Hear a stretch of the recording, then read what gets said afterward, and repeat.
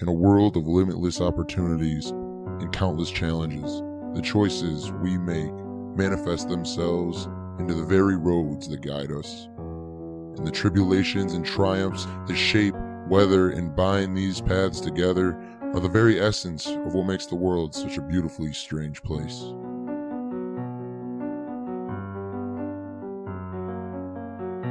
But we walk our path with no map, in search of answers that nobody has, simply hoping that we don't get lost along the way. So maybe just sharing our story of where we come from and the things that have guided us along the way can be enough to guide those lost in their own path. I'm Zach Bonanza, and this is the Lost Guidance Podcast.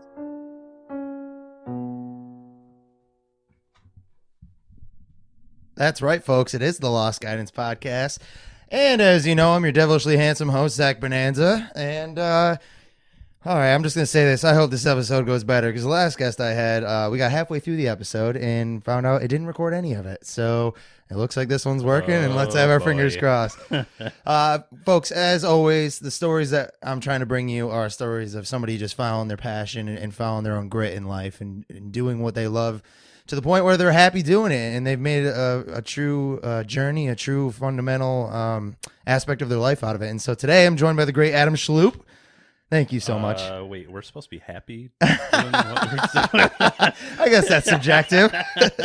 So for any of you who don't know, Adam is the operator of the Willowvale Diner. I mean, the man makes a killer sausage gravy. It'll put your mamas to bed. So what I usually like to do here, Adam, is get the story rolling just by kind of talking about, I mean, in this instance, let's talk about your roots in this town and kind of how you got established here and what led to your current position. Gotcha. I was basically born and raised in Chadwicks, New York. Okay. I'm a local boy. Homebred. And maybe some of your viewers don't realize, because I started going to Chadwick School. It wasn't all of Sequoia yet. So we merged. Chadwick's used to have its own school, yes, right? By yes. the park. Yep. Okay. Yep. Man, glory days. We merged with Sequoia when I was going into fourth grade. Wow. But other than that, I've been around forever, basically. Wow. Roots run deep. Is it like generationally? Your whole family's been? Yes, my family was from Frankfurt, but my grandparents were from Chadwicks. Okay. But basically, been around. I moved away to Norwich for maybe a year or so, but other than that, I've been around. Pretty much maintaining the roots in the area, Yeah. and Yeah. with that comes the community aspect of Right. things, right? So it's I'm a kind of familiar face with everyone or whatever they see me around. Right. Not that they necessarily want to talk to me or anything. Or Maybe that's why they like see the face and they're all right. We got to keep moving. Adam's here. No, it's great. It's when you're seeing people who have the deep roots here and they try to make something like a functional business or provide a service to people, like whether it be great food or any other company. That's what you like to see is that true old school. For lack of a better word, just like this Americana aspect of people who have been there, raised there, they live there, and they do it for the people there, you know? And so what brought you to becoming the operator of a diner? so Go ahead and bring this a little closer so we can get all them fine details, baby. So you may not believe this, but again, when I was in fourth grade, the teacher went around and said, write down on a piece of paper what you want to be when you grow up. And, you know, a lot of people want to be a doctor or a lawyer or whatever. Astronaut. Yeah. I wanted to be a waiter. Really? Believe it or not. Where'd that come from? Just because I knew they made tips. So I thought, you know, they made a lot of money. But some do, some don't. Yeah. But since then, I thought it would be cool to be in the food service business. Yeah. And then when I was 15, I started working at the ice cream factory. And ever since, after a couple of years or so, I was like, it'd be pretty cool to run my own business. Yeah. And me having a real problem with authority, it's always nice being your own boss, you know? Right. Yeah. So I was in the ice cream business for quite a while, and then I went into pizza business for maybe 10 years or so.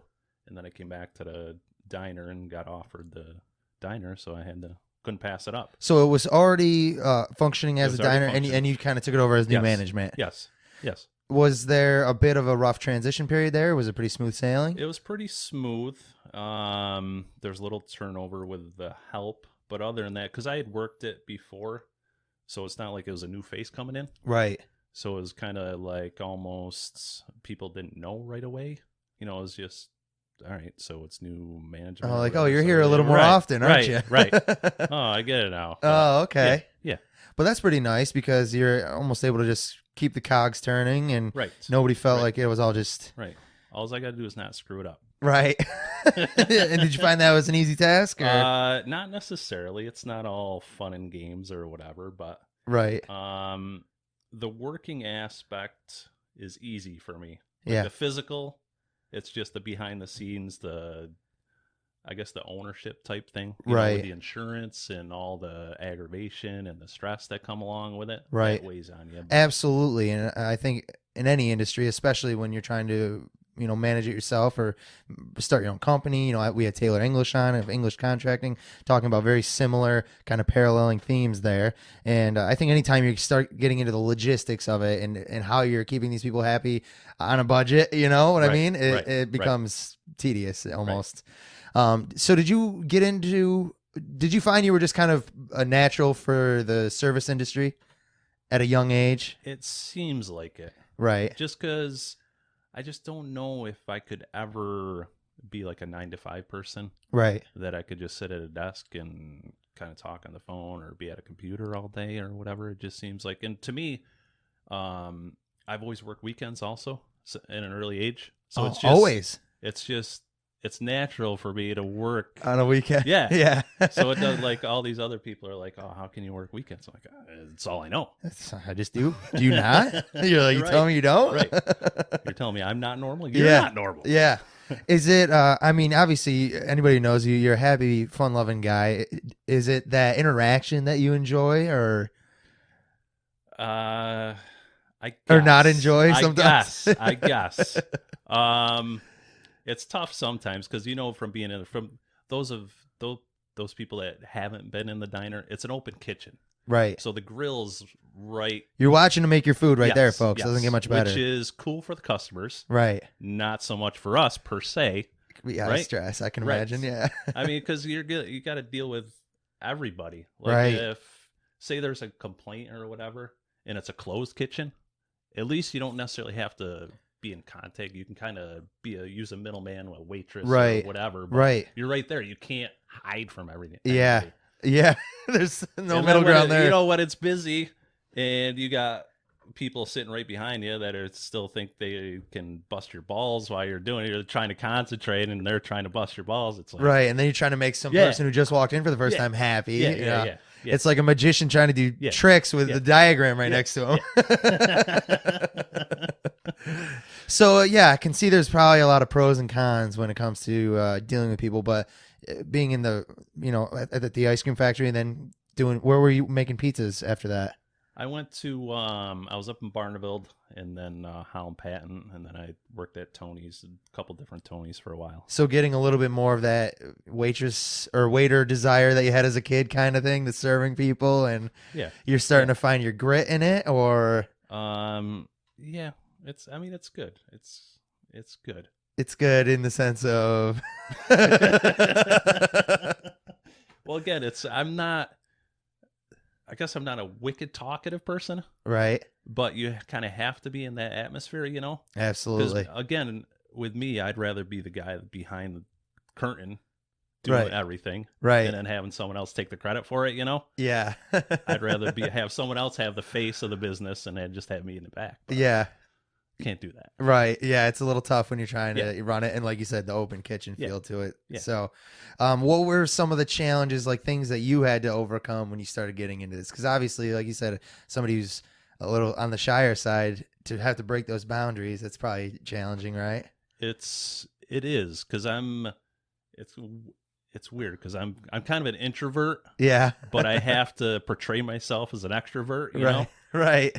Fake it till you make it, right, baby. Right. So it's a balance there. Yeah. The challenge is I'm very fortunate. The help that I have, I'm very fortunate. They show up every day. That's a big part. It's very rare. I've had a couple people call in or whatever but other than that, the staff that I have now, they show up. They don't call in. If they're sick, they have someone cover for them or whatever. Tremendous. So in that aspect, I'm very fortunate. Yeah. But again, being a smaller business, it's tough to kind of be a hands-off kind of guy. So I have to have my hands in everything, because if you're paying out X amount of dollars in labor, right, it's coming right out of your pocket. Right, and you can't have somebody to then do the books and then a scheduling coordinator, and then you start making titles. Right. So just throw the titles under your name, right? Right, basically. Plus the consistency issue. If I don't have my hands in everything, I gotta trust somebody else. Which again, I have trust issues. Right. Maybe that's the dude in me or whatever. Right. But plus, I'm a horrible communicator, which again might be the dude in me. Maybe you're a little self-deprecating too. Right. Maybe add that one to the list. But it's awesome that you have this crew to rely on. Right. Because again, like you were saying, like consistency, especially in an industry where you're serving food, right, is paramount. Even because I go out to eat a decent amount, just because who wants to cook after you've been cooking all day, right? And I won't go in an establishment if I don't know, because if you order a pizza somewhere and it's good one day, and then the next week you go in and it's bad. Why is that? Right. Yeah. I'd rather have it. I tell people, even if you're consistently bad, you know what you're getting all the time. Exactly. Definitely. So you can prepare yourself. And I find that even in a small degree, like we'll have the local chains here, like a pizza place that starts with the letter C, and there's one of them in Washington Mills. That guy who's over there slinging pies, one of the best around. Then you go to that same place over in Utica, in the North Utica one. Okay. Totally different feel. You're just getting a totally different pie, and it's the same name on the sign, but it lacks that consistency. Right. And that's like so crucial. Is that something that took a while for you to establish, like even for yourself, when it comes to like cooking and just having consistent wait staff and consistent scheduling and all that? I think the thing I made a point of once I took over is I try to make everything myself, which again might be weird. I don't really have recipes written down per se. Yeah. So I just sort of do it. And you just... And it just happens. You know, it comes out and it tastes okay. Going with the motions. Right. You're like a little splash of this, a Right. little splash of that. Right. So I think just with me trying to make, which it's, again, that's stressful as it is, trying to take it on all that burden without having other people. But I just think the consistency issue, I know I can replicate everything from a day-to-day basis. Mm-hmm. So people know exactly what they're going to get when they walk in. So it makes it a little harder for you to maybe take those days off or relinquish. Right. Yeah. Right. So do you have a contingency plan for this when the day comes that you want to take a little step back, or do you ever plan on taking a step back, or? I do not have a plan in place yet. I've thought about it, but again, whatever. I'm just going to work till I can't work anymore. Get sick of it. Basically. I mean, again, going back to that's all I know. Right. You know what I'm saying? Right. I don't have a lot of downtime or whatever, so I mean, ride it till the wheels fall off, you know? Right. It's like ain't anymore. So let's take it back a little bit. So you're fresh out of school, right? You've done a little bit of different service industry jobs. The opportunity presents itself for you to kind of work at the diner and then transition into a more management role. Obviously, that means you're taking on more of the books. You're dealing with customers a little bit more. Is that nerve-wracking for you? Not really, to be honest with you. Just because I was doing quite a bit before I officially took over. So I was basically his go-to guy to do stuff.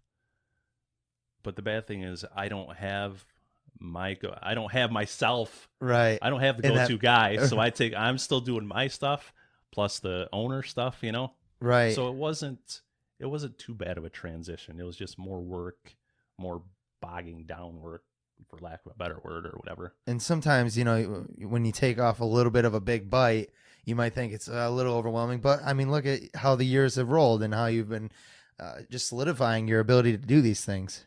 right? It's got to be very, I don't know, to look back on it, just gratifying to say, man, this is where I came from to where I am now. Right. And I know because when I first took over, we didn't really necessarily cater all that much. And since I cater quite a bit now, and I couldn't imagine back then how it would have come out right now. And it's good to see. But again, it's just more work in that. Yeah. And it's kind of like getting a different perspective on it. Whereas I'm sure before, like, what was, when you first got started, what were your big concerns of the day on a given day of what you got to handle? And if customers are going to come in, I guess. Right. Kind of basement level worries, Right. Compared to now, what do you worry about when you walk in the door? What's working, what's busted, right. Right. And just again, just kind of providing that consistent experience for everybody who's going to walk through the door. And you don't, just not that I'm a business owner, but I can imagine you don't want, if somebody were to come in, stopped in from Mississippi on their way to Maine, and they just happen to hit this diner, and it's in flames or it's leaking everywhere or something. Right. You don't want those things. Right. So, and it's a testament to how well you guys are running over there. Like it's Right. well-oiled So at machine. least all of the stuff the customers can see looks okay. Tremendous. Everything that doesn't run good or is leaking, it's in the Put back up the where- false where wall people- over there. Come on, get it quick. We're opening in 10. No. But yeah, just kind of, I'm very inspired by people, and I love sitting down with business owners and different people in the service industry, or just anybody who provides a service to the community, because you see their own growth, and to hear them talk about it, and just to see how you had this in your head as a young kid to coming into fruition now, and seeing where you're still going with it. So you're doing more catering. What got you guys into doing more catering? You just decided. Well, again, if people aren't from the area or whatever that are tuning in here, everywhere you look on an Ida Street, there's a diner now. That's it. There's a diner or pizzeria or a mechanic or whatever. But I mean, one of those three, or right, a bar. Right. Honestly, I mean, so there's only so much a piece of the pie for us. I mean, we're all surviving. We're all doing our thing. Mm-hmm. So you have to do something else to try to not necessarily bring more customers in, but at least go where the customers are. Right. And the challenge that I think for catering aspect, because when I think or what do you think of when you think of catering? You're going to a restaurant or a pizzeria. And what are they catering? Like the food I'm items? just saying, if you want something catered, you're not necessarily going to go to a diner. Right. That's true. That's not your first choice. Right. So you're thinking, because I know when I used to think of catering, I'd go to the local pizzeria or whatever. Right. Hey, I need this, or this, which I can do all that stuff. Right. in Or a an pizzeria. Italian restaurant or Right, something. Yeah. Right. So that was challenging in that aspect. Just breaking out of that Right. mold. Right. That it's not just a diner that you're going to get slop and eggs or whatever. Yeah. Well, how long did it take for you to kind of solidify that image of you A guys? little while. Because we would cater down to the Parkway Center on occasion. And then I think the big break came 3 years ago now, when the Sequoit PTO came to me and asked me to do the kitchen for the craft show for them. Awesome. And I think ever since then, sort of, it's really taken off. Now, how many years have you been operating the diner? About 4.5 now, I would Wow. say. So making quick work of it, and Yeah. just Yeah. recognizing it's time for that shift. That's pretty interesting. So did you find that it just kind of spawned by word of mouth? Yep, that's all. Because honestly, I really don't advertise. And I would just, if I cater a party or whatever, and someone might like the food there, and then they'll ask the host or whatever. But again, because I don't leave cards anywhere. A very unique style in this day and age. And believe me, I've taken a lot of flag even for my workers. They're like, you got to make up business cards. You got to leave them wherever you go. I'm like, it's working the way it is now. Right. You know? Yeah. Which is different. Yeah. For sure. But I mean, it's I mean, basically, it's strictly word of mouth stuff. And it's like the hidden gem of the area, right? Yeah. So, I mean, that's again kind of a testament to the community aspect of it. Whereas people, you have this good image, and you're able to bring that to different places, Right. So, it's how exponentially, or in any different way, is it more challenging, less challenging, to kind of shift the whole schedule toward a catering event? You're obviously doing this outside business hours, and I'm sure Sometimes. Oh, sometimes in business hours. You just like to risk the biscuit. Usually it's outside of business hours, but on occasion I've done Sunday brunches also, which are probably the most difficult for me to do Right, because obviously we're open Sunday mornings. right. Plus I got to do brunch, which is mainly grill stuff also. Right. And I mean, you've been in, the grill's only so big. You can only fit so much food on the grill. That's it. That's it. Yeah. And so, are you? Do you have like a team delegated? Is this like your special teams catering crew, or Good one. Good one. good one? It's you. We'll call it that. Okay. It's still mainly me. Right. The last year or so, I've been on the fence of whether to really blow it up Right. and start hiring one or two more people. I do have people that go out with me because we serve food also. If we're catering, that's an option that we'll stay and serve. So I do have different individuals that'll come with me, That's great. and especially if it is during work hours, I do have, we'll call it our special teams. Special teams Yeah. crew. Yeah. To go out there. But yeah. That's awesome. I think it's just kind of unique that, like I said, your style, just by using word of mouth, you're still getting all this collective business, and then it's working. It's working so well for you guys. Right. I hate to say it, but it's probably going to blow up now because you're on a podcast. Oh, no. Get ready for a full calendar, bud. So, what is like one of the more memorable events that you've catered? Obviously, the PTO is kind of the gangbusters one, but Oh, more memorable, huh? it could be for a good or bad reason. Honestly, the first one that comes to mind is I ran out of food at an event. Really? Yes. What do you do then? Go hide in the back. Really? It was not good because again I was catering up to Sequoia. It was one of their sports banquets actually, and I didn't have enough food. Wow. Just a miscalc, or more people came, or All the above. They took more at the door than they told me the final number for. Plus, I just didn't have it. Plus, we had them. The kids could come up and serve themselves instead of Right. us serving. right? So if you go up to a buffet, you're going to load your plate up. And then you're not gonna eat half of it. Right. As opposed to if we're serving it, we're going to probably put on the plate half of what they did. Absolutely, So we ran out of food. man. That's the worst case scenario, right? As a caterer. Did that hurt or what? I'm like, I had nothing. I apologize. All I could do was apologize. Clearly not your fault, but yeah, it's That's always it. rough because Right. you want to give the best experience. Yeah. So I emailed my contact person the next day and completely apologized. I said, I'm not expecting to get another shot at this, but if that were to come up, we're not going to run out of food ever. Promise. We're quadrupling the order. But yeah, that's the first one that comes to mind, really. Wow, I mean, it's not good. no, it's memorable, but we didn't say it had to be good. But it's all part of the ebb and flow of learning. Yeah.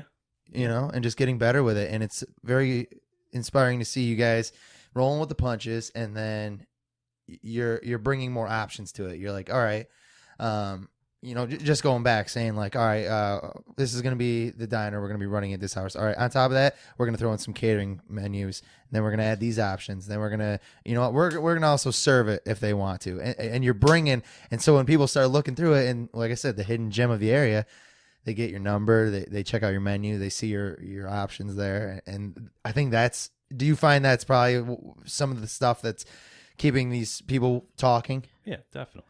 Definitely. That's great. What more could you ask for? Right. Where do you want it to go in the future? The catering business, or just the diner in itself? Honestly, I would really like a reception hall. Reception hall. Yes. I've really Elaborate. Like a Valentino's type banquet hall. yeah, but not because everyone the barn thing is which I might make people mad, but I don't get it. The barn thing. Yeah, I really don't get it. I mean, I sort of get it. It's cheaper than saying going to. It's a hoedown. I guess Good old-fashioned I guess. hoedown. I mean, you could right. You could decorate it up however you want. Right. And when people spill their shit on the floor, it doesn't matter. Right. But I mean, it's still a barn. Right. Right. Yeah. And same thing with the whole, Italian restaurant theme. That's a little played out too. Right. So what's... But I mean, I'm not saying I want a barn, but I want just a banquet facility, say up on a hill somewhere or whatever, and start doing wedding receptions and all that kind of a stuff. full event planning. I would like to do that. Then you got to start an event planning committee. Whether that, are you volunteering for any of this stuff? I got you, dude. Or what? I'm a very good events coordinator. I'm on the events committee at work. Oh yeah, I'll coordinate that. You're gonna see a whole new switch in Zach turn on, but that'd be awesome. Do you have like a theme But that I you'd have would in like mind? not really. I would need somebody else to do that. Again, I just want to do the work, and I want someone else. I would need probably a woman or a girl to figure all that. All the style and Yeah, all. Yeah, yeah, I couldn't yeah. tell you what to do Yeah. for a centerpiece, but I could Right. get people there.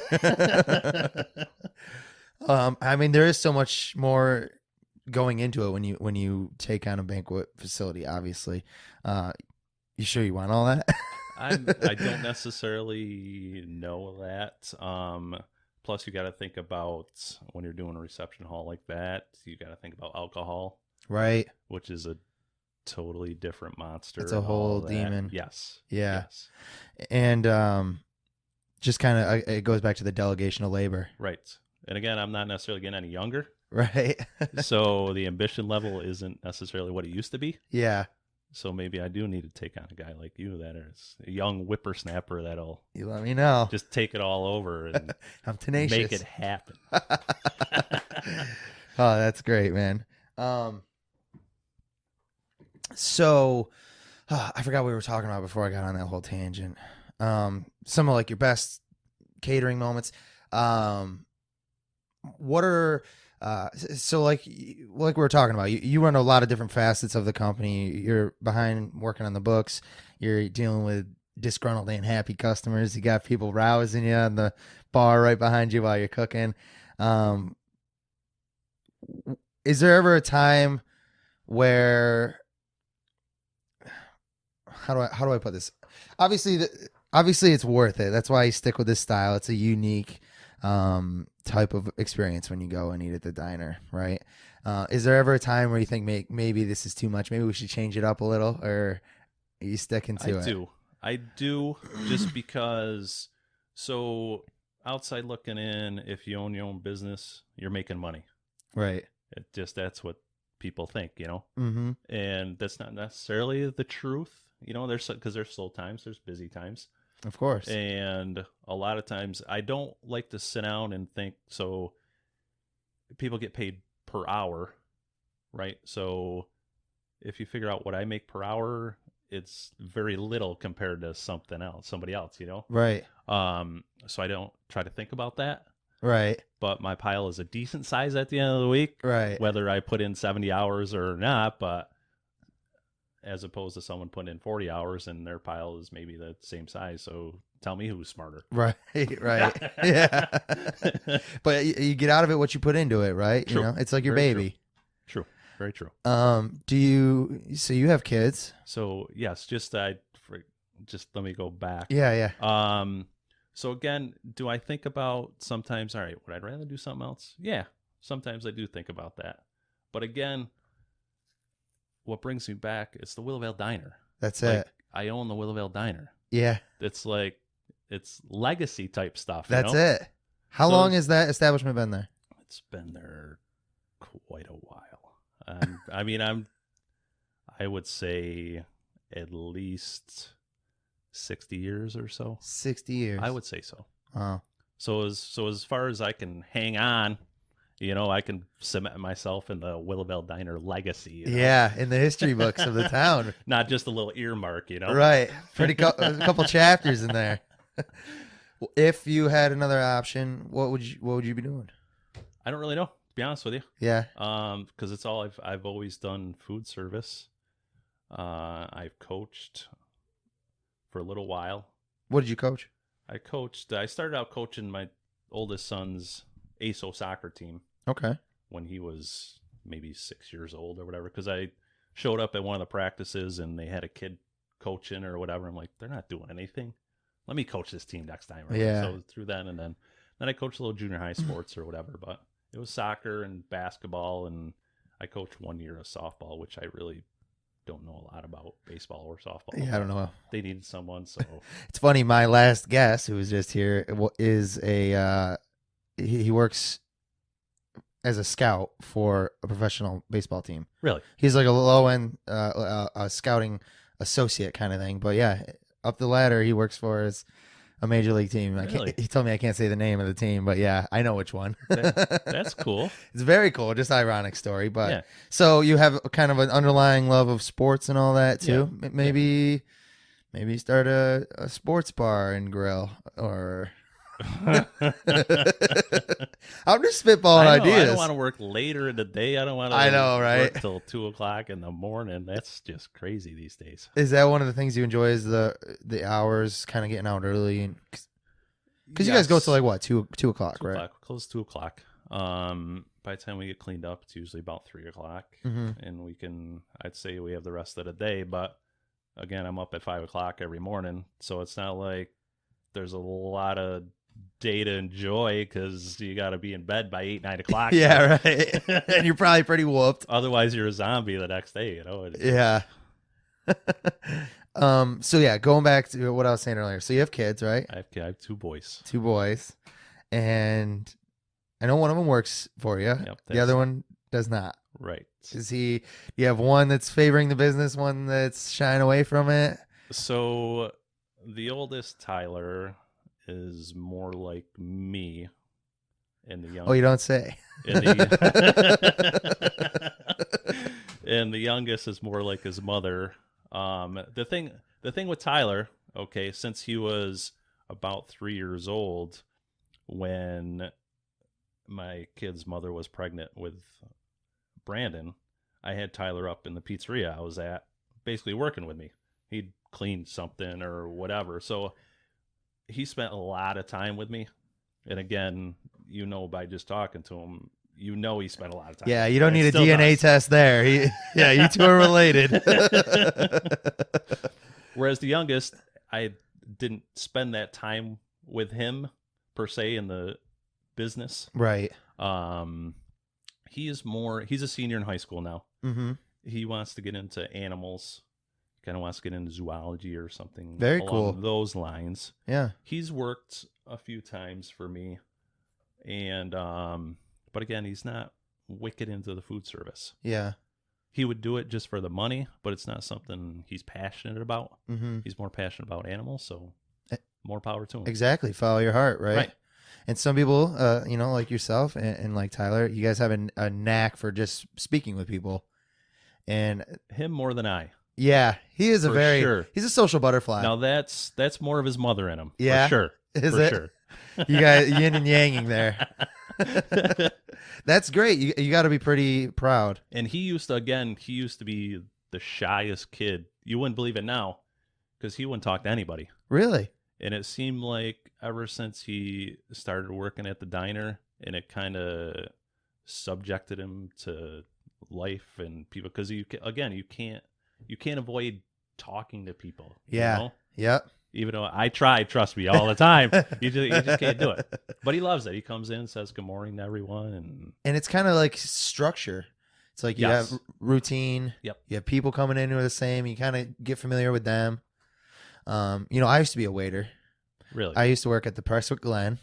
I don't know if I could say that, but I used to work at the Presswick Glen. How long ago was this? God, this is before college, so I was like 16 years old, maybe. And it's an assisted living facility. So like they basically rent out their own condos, but they have some help if they need it. Gotcha. On site. It's right over in Clinton. And I would come to work every day in my bright orange pumpkin shirt, in my friggin' poop brown tie, and I had a apron and I was buttoned up, all my tattoos hidden and everything. And it'd be the same guests. You have like their roster basically of whoever's here at the time. They have their own accounts and everything, so you're not even handling money or nothing, which sucked. I didn't get any tips.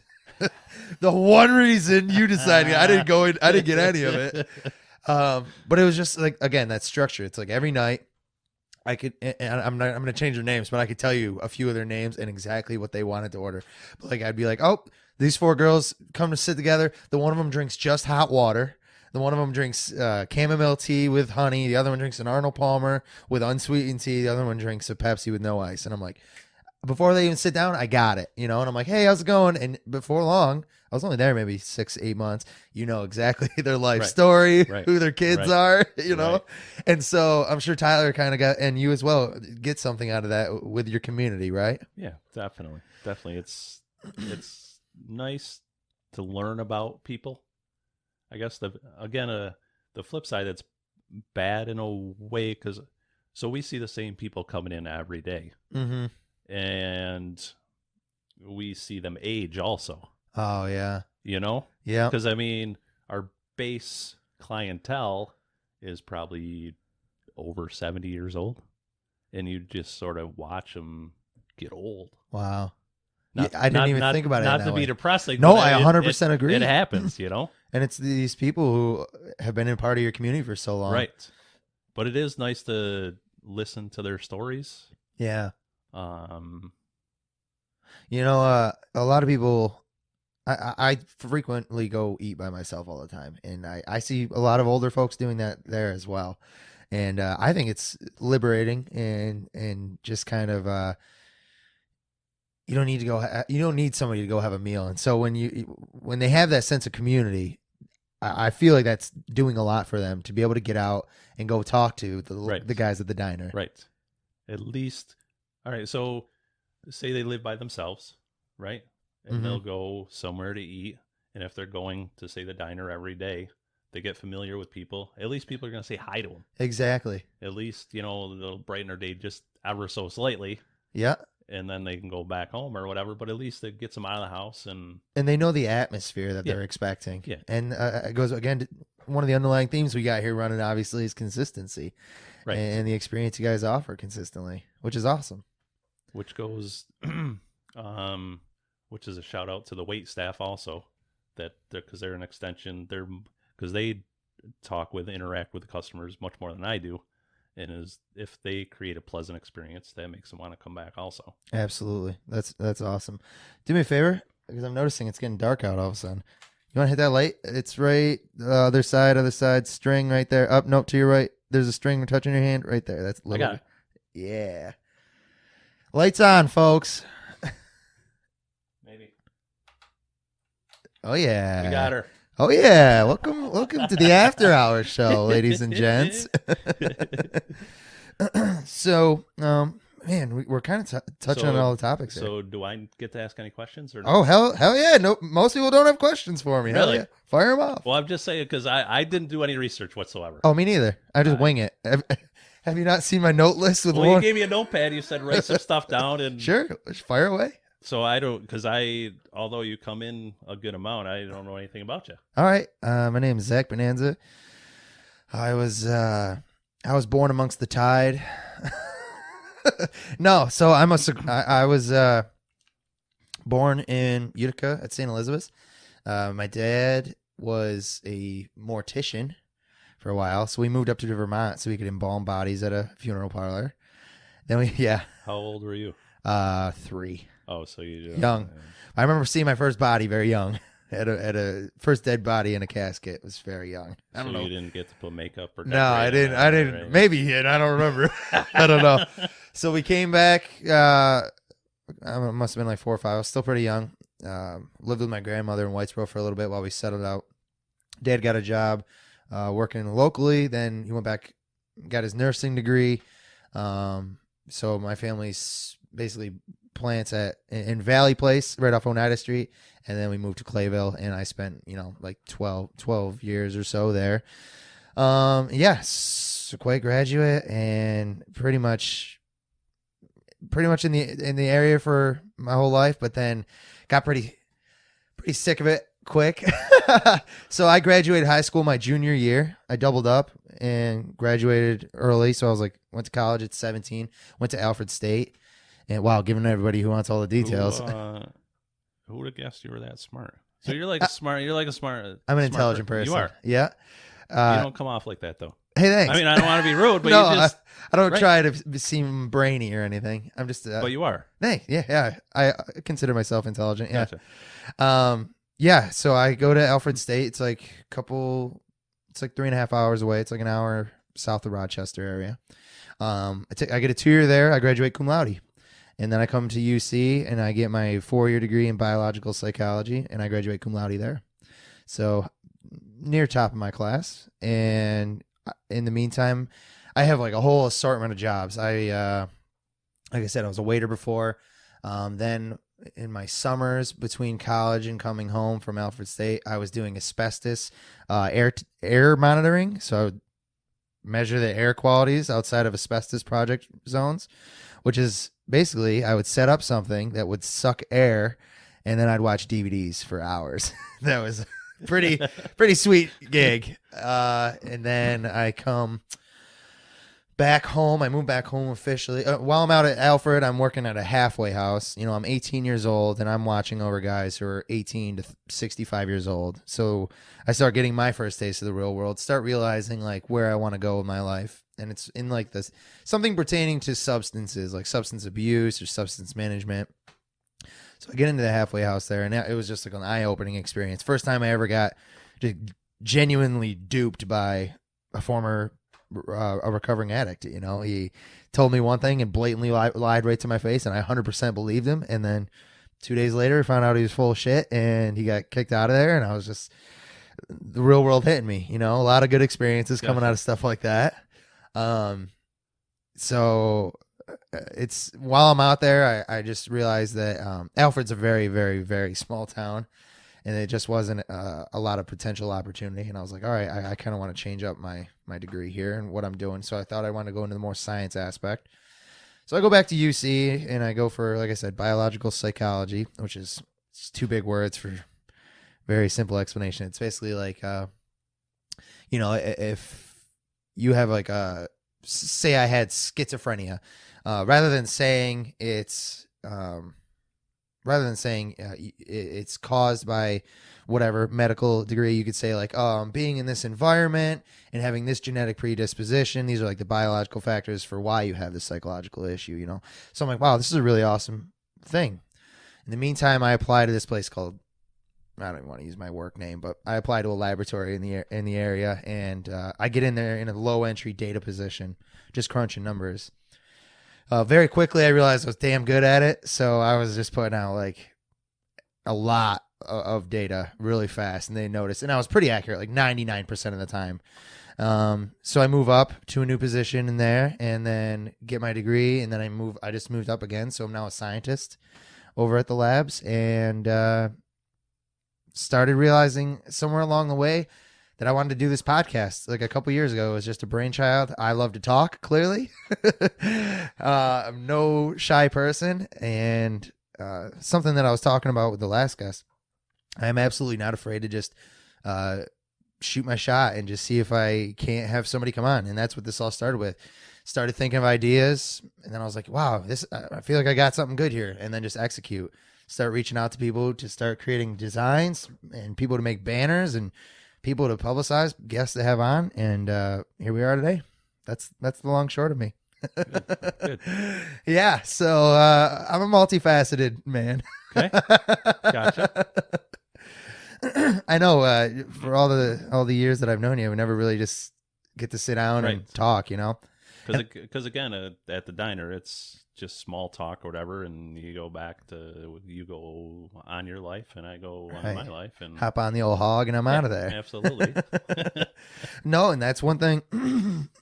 Excuse me. Wow, That's one thing I really enjoy about this podcast is that some of the guests I've had on were people that I went to high school with or college, and I never even talked to them. And now, like Chris Micah, great guy, and one of the top DJs on the radio right now. He's killing it for 97.9. And to be able to just sit down and hear his story and how it was kind of just running asymptotically with mine and just moving, we were both just two people. We went to high school together, went to the same college at the same time together, and just never really sat down and talked and then just shared commonalities between us. And I feel like I got a new insight on the guy. And so that's what I'm loving about this interview here, Gotcha. And so that's what Lost Guidance is all about. Just kind of sharing those commonalities and those stories and like, how'd you get through it? I was doing very different things, but we were getting through the same thing. Well, similar things at a similar time. And so the world's just funny like that. Yeah. So yeah, that was my big confusing explanation of who I am. Okay then. I really wasn't looking for the long story, but I guess I got it. I'll just trim that all out. What else? You got something else for me? Yeah, so this listen, I am not very technologically advanced. Okay. So how does one find your podcast? Is it just on your Facebook? Great do you have story. a website or? So working on, because I'm very new to all this as well, and I've been having some guidance from people, a couple friends of mine who are in the podcasting game, and they're doing really well and excelling. But I'm learning a lot. So as of right now, you can find, I post all the links and like pictures with links and stuff on Instagram and Facebook, and they'll take you to YouTube, and you can just search on YouTube Lost Guidance. I assure you, it's the only one. Gotcha. And which I was. Did you check that out? I did. You did. I literally. Of course you did, because you're like, Can I use the word anal or no? Yeah, you can use whatever words you want here. Yeah, I'm a very thorough and anal person. I had a list. I mean, 2 notebook pages long of just names that I thought were good, and I'd look up every single one, and then if there's too many people with a similar idea or whatever, cross it out onto the next. And I did this for months. So this definitely wasn't your first choice for No, me. but as soon as I had it, I knew I had it. As soon as I said it and looked it up and no one had it, I was like, got it. Gotcha. And I just something about it, Lost Guidance.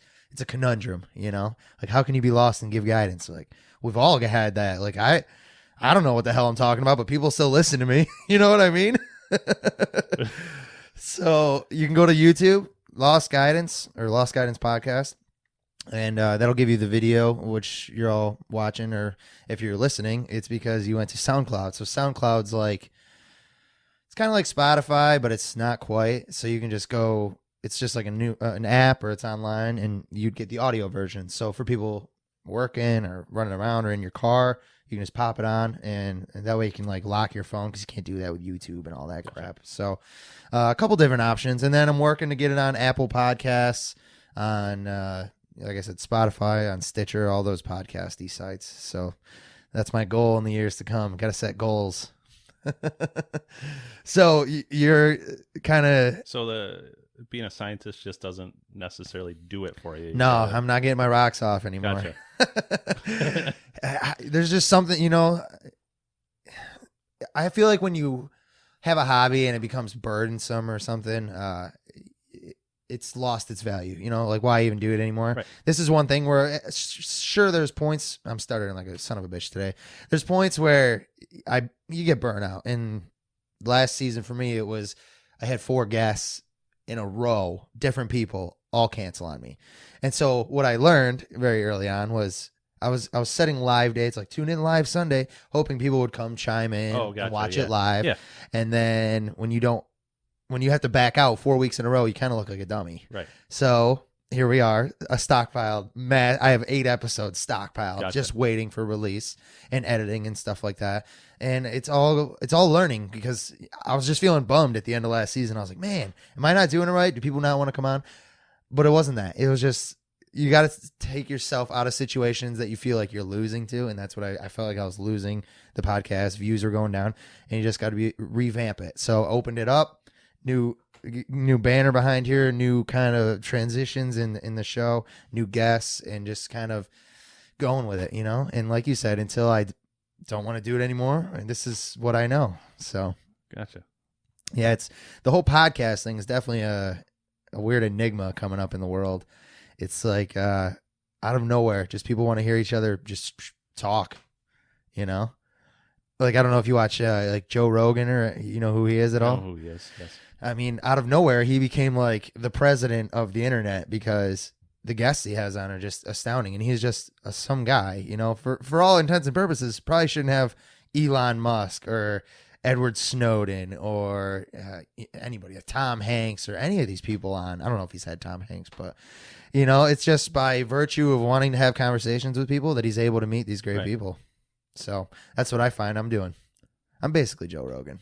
I get it. No, I get not. But you know, I'm inspired by people like that, and I just love taking inspiration from my guests. Like, I get something out of every one of these episodes, 100%, and I listen to them all more than once. So it's not just like I'm talking and. So how long does it take you to edit this? For me, because I'm not a pro, not crazy long, maybe 3 hours of an episode to do like the intro transitions, like so that the sound's good, and then to just make the sound consistent throughout. So some people it's easier than others. Like I've had guests on that, you know, kind of talk like this, and then they're really quiet as well. So I got to really bump them up. Gotcha. And then I'm over here swallowing the mic, and I got to like stabilize that. And so it's so infinite when it comes to video and sound editing, and I feel like I'm just like sometimes just lost in a sea of it. But I try to tinker enough, save your original copies, folks. I learned that.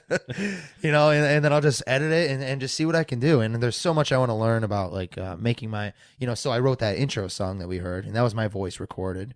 And I did all that. I wrote the song myself on my piano, and I recorded it on my piano in here. And that was really inspiring to me. Like I use the word inspiring a lot because I'm just like, for lack of a better term, I guess, for me to put all that together and compose it, even though it's not friggin' Beethoven. I know that, but I did it and I wrote those words and I recorded it. And it's my voice. I was like, God damn, you did pretty good, dude. It's good for a scientist. You know what? You know what I mean? So I just keep learning, and I'm grateful to everybody who keeps showing me stuff. And I've had, you know, like photographer guests on. You'll see Alex's episode here. You can check it out. I've had different people with music editing. I've had, like I said, I've got a friend who's in podcasting. Debo, you're watching. He does a podcast all about Smash Bros. You know what that is? The video game Super Smash Bros. Oh yeah. It used to be an old one, and they've had a few versions revived. Yeah. He will get thousands of views. People just love Super Smash Bros. I was unaware of how invested of a game that it actually is, and he can go into like the finest detail about one character's move list, and I'm like, damn, that's time. So he's one of the people who kind of got me rolling on this road, and here I am, friggin' podcasting. So now do you try to keep it a certain length, each one a certain length after you edit it, or just? Yeah, I like to keep them all between 45 minutes and an hour and 15 minutes. That's what I'm shooting for this season, because I think, me personally, because I listen to a lot of podcasts, anything over an hour, I'm pretty much losing interest. Or like if I see something like, you know, like Rogan, like I was talking about, he'll sometimes do a 3-hour podcast. I'm like, I'm never going to listen to all that. Right. 3 hours, come on. Not that I couldn't talk about things for 3 hours, because I just won't shut up usually.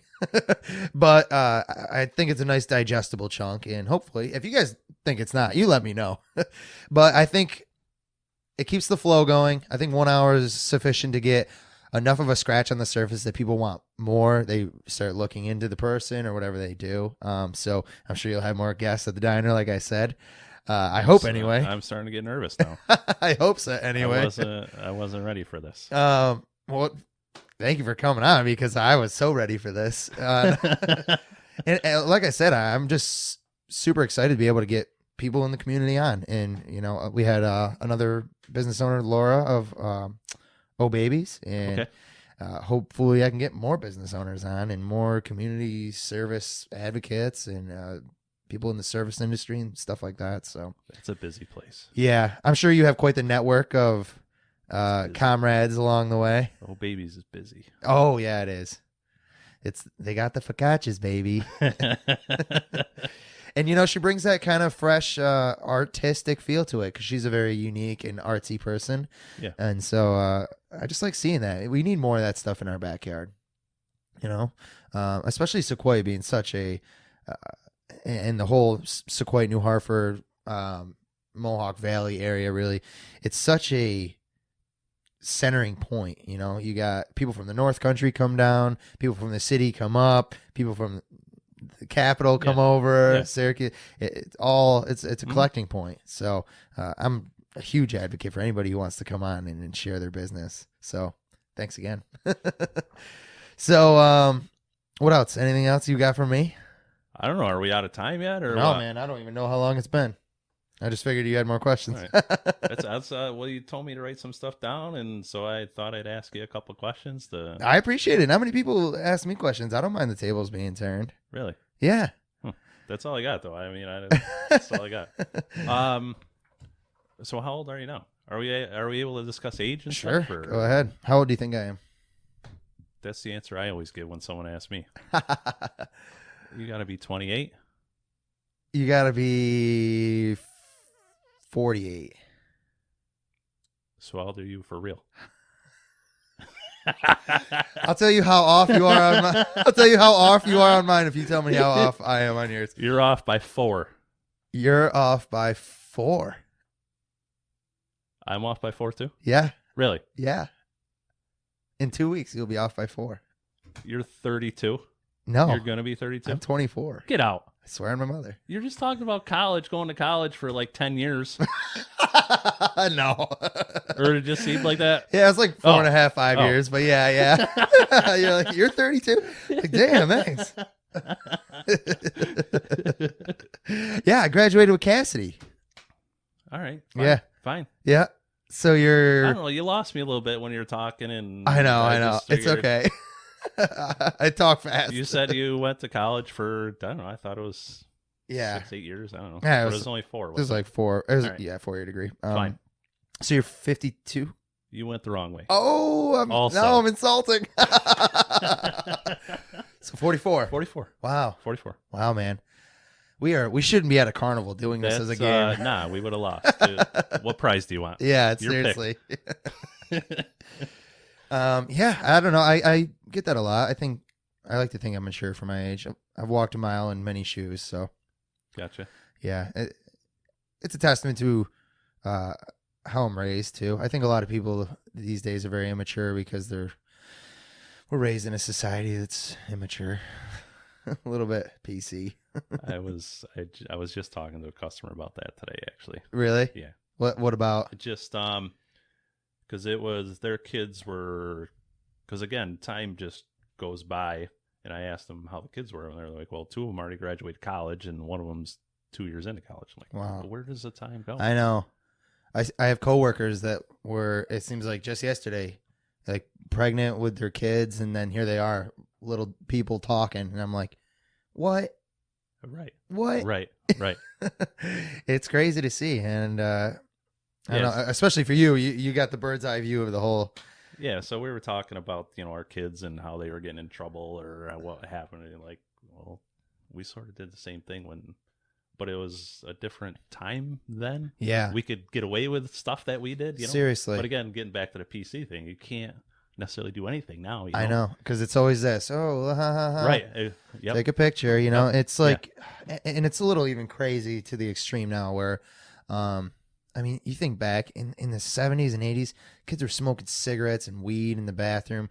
Now, I heard that they're in this area, in this town, they're suspending and expelling kids for smoking vapes and jewels and all that. And I'm like, granted, it's nasty stuff. You don't want to get kids involved in it, but like, so you're going to ruin their life because they smoke nicotine? Right.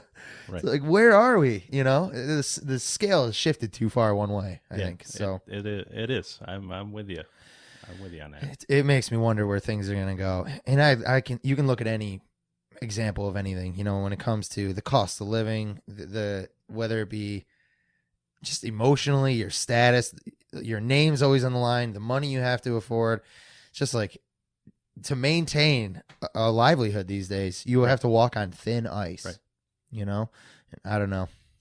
I'm scared to see where I'll be at. It's not heading in the right direction either. No. For sure. And it needs to be, we just need to get our morals and our values back on track. I think we're just losing sight of what matters, and too much of this and not enough of this, you know? Oh, absolutely. You know, even though I'm asking everybody to go watch this on their phone. Right. I'm such a hypocrite. Well, it's pretty, I mean, I'm on my phone quite a bit, but it's pretty sad if I'm in the same room as my son or whatever, he's upstairs, we're texting, he'll text me, you know, or if he's upstairs and I want him to come downstairs, I'll text him. Right. You know, instead of just walking up and saying, hey. And it's again, it's tough, even if you're sitting at the dinner table, just to carry on a conversation. I know. Again, I do it all the time, checking my phone, they're checking their phone, you know? Right. And you're just somewhere else. Detached. Right. Exactly. You're Perfect not, way to put it. You're not here. Yeah. I don't know. It's definitely going to be a strange time going forward. But luckily, we still have kind of foundations like yours in America where people can go, and at least we still see the older crowd and all them holding their guns and enjoying the time that they have. And even if it's just their one meal a day and hanging out and talking, whatever. Usually it's politics or something. Right. Right. The old diner talk. Love it. So we've talked about a lot, how you got started, where you'd hope to see it go.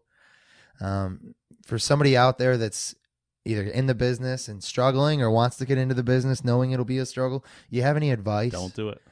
Don't do it. Don't do it. I said don't do it. That's the advice. He goes, don't do it. That's going on the highlight reel. Oh, man. No, I just saw something on Facebook the other day about success. It was an iceberg. How just you only see so much. Yeah. The tip of the iceberg. You don't see what goes on to get there. Right. It's a struggle. I mean, it's a struggle. Someone told me it's lonely at the top, which it is. Yeah. I mean, so I do well one day, say either I'm catering a party or we're busy one day and someone loves my food. Who congratulates me on that? Right. Right? Wow. Yeah. So at the end of the day, I'm sitting there pretty proud of myself. It would be nice to hear it from somebody, you know? Right. But who tells me that? Absolutely. Yeah. Whereas if you're a worker or whatever, and if a waitress or a cook does well, not that I'm a wicked big complimenter, but it is always nice to hear it from somebody. Absolutely. You know? And you're that guy. Do you want to just give one blanket compliment to everybody right now? Yes. Good job, everybody. From things we did in the past and things that are going to happen in the future. Good job. And keep up the good work. That's awesome, man. How's that? That's great. So all I got to do is tell them to tune in to this every time they think they did a good job. Yeah. Right? Yeah. We'll tell them the exact moment on the tape and everything. Like, how do you think I'm doing? Can I have a performance evaluation? Sure you go. Yep, right there. That's great. But yeah, I mean, it's just tough. If someone wants to get in, it's just tough. It's hard. It's hard work. You don't realize, again, just relating, not that I'm a big fan of having our athletes as role models, but some of them are. I mean, some of them are not so good role models. Yeah. Just to see them perform, you don't realize the effort and time they put in. Yeah. They're just not good. Some of them are good naturally, but I mean, it takes practice. It just takes hard work. It just takes time. Absolutely. And people don't really just want to be successful right away. So they open the doors, all of a sudden it's successful. It's just not how it works. Absolutely. And I just talked about that with my last guest. It's like everybody wants this guy to just be, it's this detachment. It's just like, you're this guy, you play on this team. Every Sunday I want to see you throw yourself around the field and score the points to make me happy. And that's all people, well, not all the people, but a lot of people look at it that way. It's very just detached and kind of indifferent point of view about people, and you don't see what's going on behind the scenes.